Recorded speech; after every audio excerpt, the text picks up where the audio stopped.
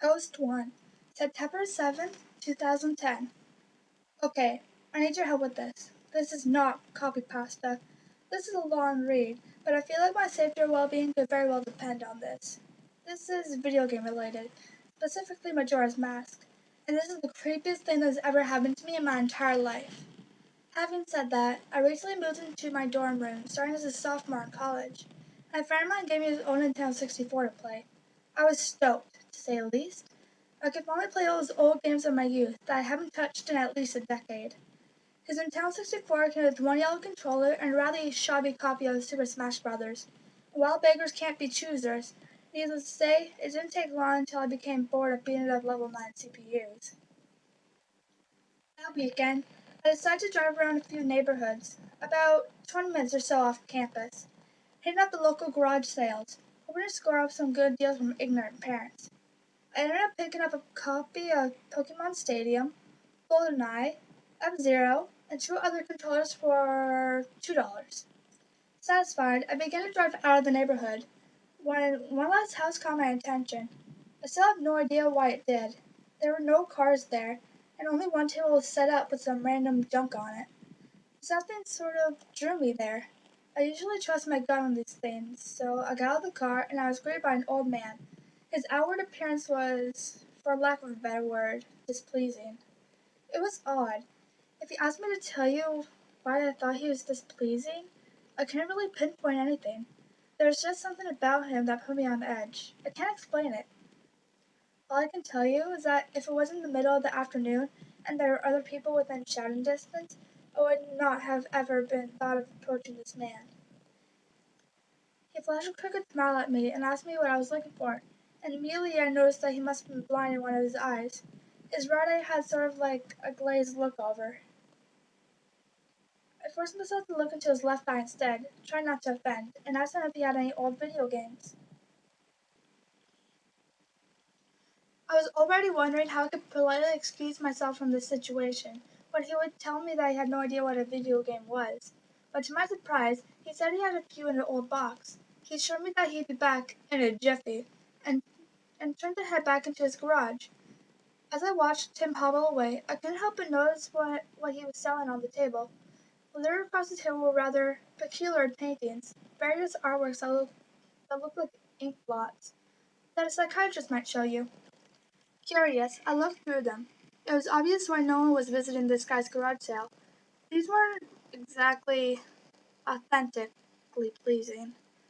As I came to the last one, for some reason it looked almost like Majora's Mask.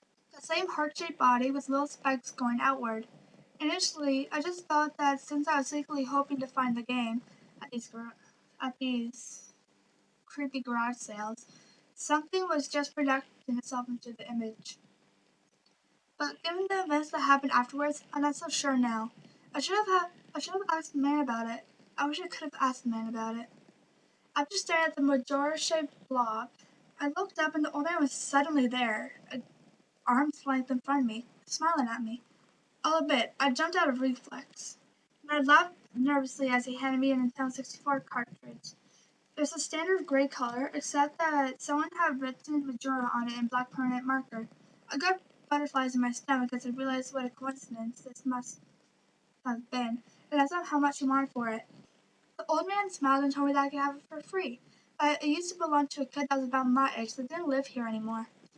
There's nothing weird about how he phrased it, but I didn't really pay attention to it. I was too caught up in not only finding the game, but for getting it for free. I reminded myself to be a bit skeptical since this looked like a pretty shady cartridge, and there's no guarantee it would work. But then the optimist inside me injected that maybe it was some kind of beta version or pirated version of the game. And that was all I needed to be back on cloud nine. I thanked the man, and the man smiled at me and wished me well, saying, "Goodbye then." At least, that's what it sounded like to me. All the way in the car ride home, I had a nagging doubt that the man had said something else.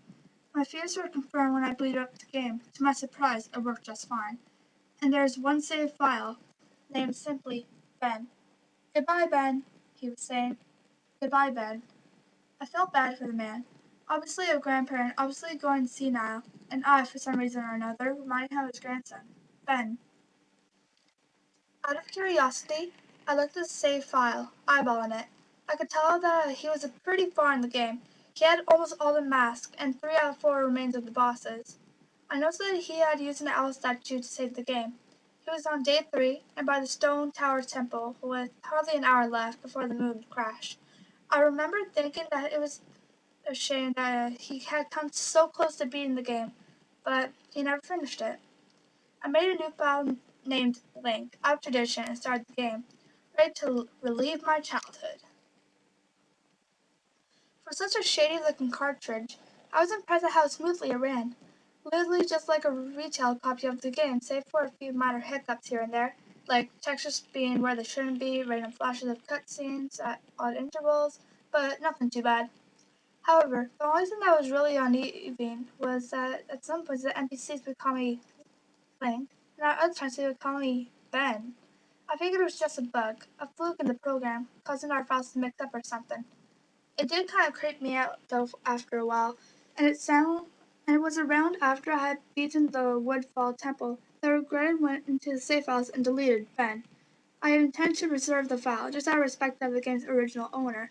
It's not like I needed 2 files anyway. Hoping that would solve the problem. It did, and it didn't. Now NPCs wouldn't call me anything. Where my name would be in dialogue, there's just a blank space. The save file was still named Link, though. Frustrated with homework to do, I put the game down for the day. I started playing the game again last night, getting the lens of truth and working my way towards completing the Snowhead Temple. Now, some of you more hardcore Majora's Mask players know about the 4th day glitch. For those who don't know, you can Google it. But the gist of it is that right as the clock is about to hit 000000 on the final day, you talk to the astronomer and look through the telescope. If you time it right, the countdown disappears, and you essentially have another day to finish whatever you are doing. Deciding to do the glitch to try and finish the Snowhead Temple, I happened to get it right on the first try, and the same calendar at the bottom disappeared. However, when I pressed B to exit the telescope, instead of being greeted by the astronomer, I found myself in the Majora's boss fight room at the end of the game, the tribute box in the arena. Staring at the skull kid hovering over me, there was no sound, just him floating in the air above me, and the background music, which was just for the arena, was still creepy. Immediately, my palms began to sweat. This was definitely not normal. Skull Kid never appeared here. I tried moving around the area, and no matter where I went, Skull Kid would always be facing me, looking at me, not saying anything. Nothing would happen though. And this kept up for about 60 seconds. I thought the game had been bugged or something, but I was beginning to doubt that very much. I was about to reach for the reset button when text appeared on my screen. You're not sure why, but you apparently had a reservation. I instantly recognized that text. You get that message when you get the room key for Ingenue as a stockpot inn. But why was it playing here? I refused to I refused to entertain the notion that it was almost as if the game was trying to communicate with me. I started navigating the room again, testing to see if there was some sort of trigger that enabled me to interact with something near. Then I realized how stupid I was to even think that someone could reprogram the game. Like, that was absurd. Sure enough, 50 seconds later, another message appeared on my screen, and again, like the first one, it was already a pre-existing phrase. Go to the leader of the temple boss? Yes or no? I paused for a second, contemplated what I should press and how the game would react. When I realized I couldn't select no, taking a deep breath, I pressed yes, and the screen faded to white, with the words Dawn of a New Day, with the subtext. It didn't really say anything, it was just a couple lines. Where I was, it was the most intense sense of dread and impending fear I'd ever experienced. The only way I can describe the way I felt here is having this feeling of unexplained depression on a profound scale. I'm normally not a depressed person, but the way I felt here was a feeling I didn't even know existed. It was such a twisted, powerful presence that seemed to wash over me. I appeared in some kind of weird Twilight Zone version of Clocktown. I walked out of the clock tower, as you normally do when you start from day one, only to find that all the inhabitants were gone. Usually with the 4th day glitch, you can find the guards and the dog that runs around outside the tower. This time, they were gone. What replaced them was this anomalous feeling that there was something out there, in the same area as me. and that it was watching me. I had 4 hearts to my name and the hero's bow, but at this point I wasn't even considered for my avatar. I felt that I personally was in some kind of danger. Perhaps the most chilling thing was the music. It was a song of healing, ripped straight from the game itself, but played in reverse. The music would get louder, building up as if you should expect something to pop out at you, but nothing ever did, and the constant loop began to wear on my mental state. Every now and then, I would hear the faint laugh of the happy mask salesman in the background, just quiet enough so that I wasn't sure if I was hearing things, but just loud enough to keep me determined to find him. I looked in all 4 zones of the clock town, only to find nothing. No one. Textures were missing. Was Clock Town? Had he walked on air? The entire area felt broken. Hopelessly broken. As the reverse on the healing repeated for what must have been the 50th time, I just remember staying in the middle of South Clocktown, realizing that I had never felt so alone in a video game before.